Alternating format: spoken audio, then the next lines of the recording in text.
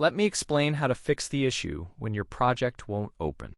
The project in CapCut is not opening on your PC, which can be quite frustrating, as you can see. First, try restarting CapCut from your PC, as shown here. Your personal computer, you see?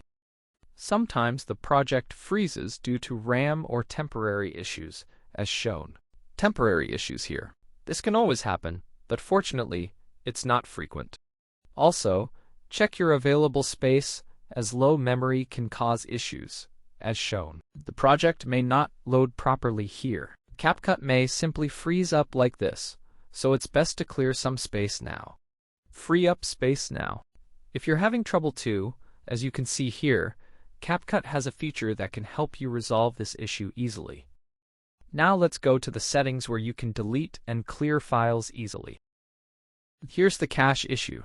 You need to clear the cache, as you can see here, because the cache can cause problems. It takes up a lot of space in CapCut, and it can be quite unpleasant, as you see. Now let's focus on CapCut itself. If it still doesn't work, try restarting the project. It might just need a refresh. It's just too heavy, as you see.